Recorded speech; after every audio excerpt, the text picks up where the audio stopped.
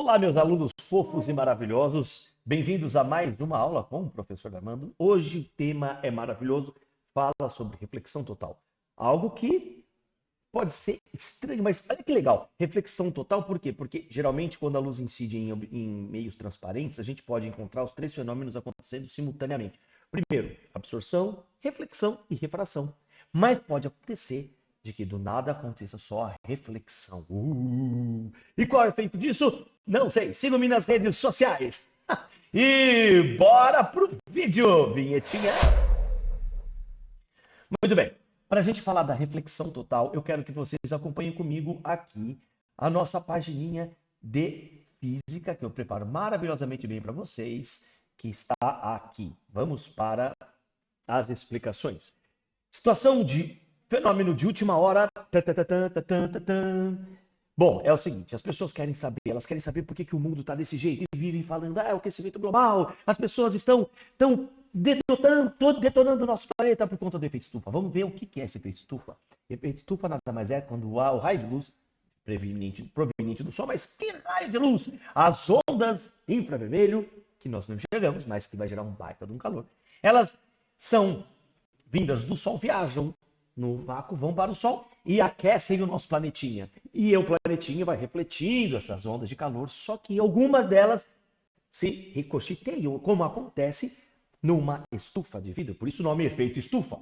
Esse fenômeno é igualzinho quando colocamos o nosso carro no estacionamento a céu aberto e incide sol por lá. Acontece que o vidro ele pode ser transparente para as nossas luzes visíveis, só que ele é, aspas, opaco ao infravermelho, fazendo com que o ar lá dentro do carro fique super quente, gerando o que a gente chama de efeito estufa. Nossa dica para você, se você estiver na sua casa, estacionou o carro e não tem teto, deixe seu vidro um pouco aberto se você estiver em casa, se tiver segurança para deixar o vidro aberto, que com certeza, ao você entrar, o teu carro vai estar mais fresco depois de incidências do sol. Se você deixar com as janelas fechadas, ao entrar, abra todas as suas janelas antes de ligar o ar-condicionado, beleza? Mas vamos entender por que acontece esse efeito estufa? Vamos sim, professor. Então aqui está. Primeiramente, vamos lembrar da aula passada que quando um raio de luz incidia de um meio menos refringente para o mais refringente, lembra da paixão? O raio de luz se aproximava da normal. O que acontece se eu aumentar o ângulo de incidência? O ângulo de refração também aumenta, mas ele continua se aproximando da normal. E se eu fizer assim, continua se aproximando da normal. Eu posso aumentar o quanto eu quiser. No entanto, pessoalzinho, no entanto, vai acontecer o seguinte, se ele vier do meio do meio mais refringente para o meio menos refringente. Acompanhe. Bom, vamos lá. Se por acaso você estiver vindo do meio menos refringente para o mais, perdão, do mais refringente para o menos refringente, ficou menor, então ele vai se afastar da normal, certo? Ficou menor o índice de refração. E o que acontece se eu aumentar o ângulo de incidência? Vai aumentar o de refração, ele vai se afastar ainda mais da normal. E se eu aumentar o outro, mais o ângulo de incidência, ele vai se afastar tanto, que ele chega a sair na linha. E depois, se a partir desse ponto eu quiser aumentar mais ainda o ângulo de incidência, o que vai acontecer? Não tem mais por onde ele se afastar, ele vai voltar para o mesmo meio.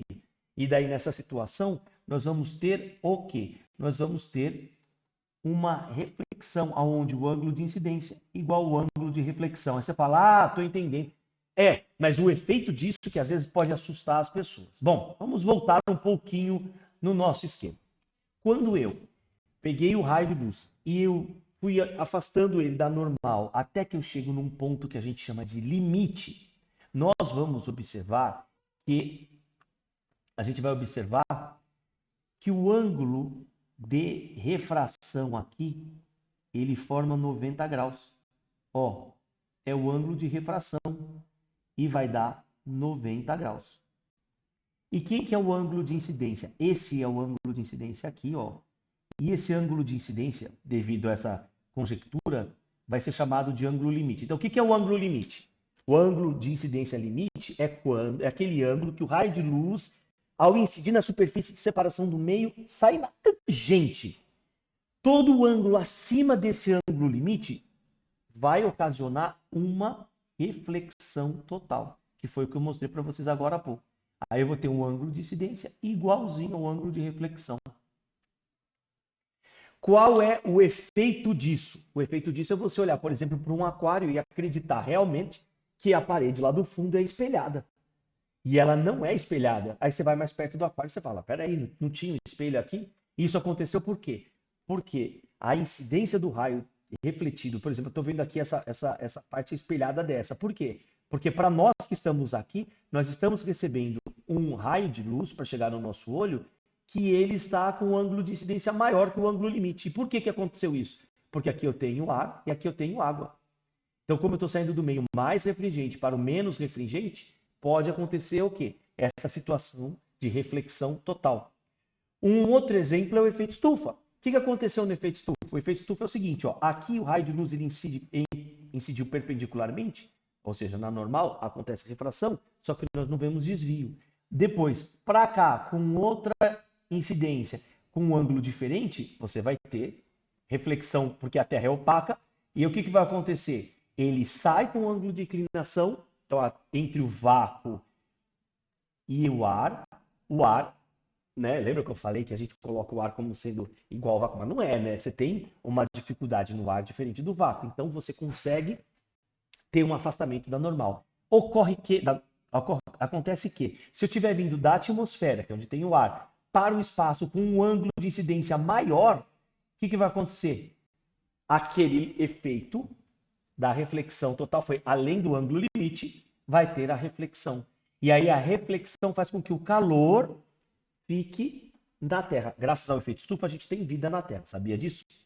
Quer mais curiosidade? Quem aqui já foi para uma estrada e percebeu que o asfalto estava molhado? E quando chega perto, o asfalto não está molhado. Esse é um efeito da reflexão total. Esse efeito é o que a gente chama de miragem. Então vamos entender por que acontece isso?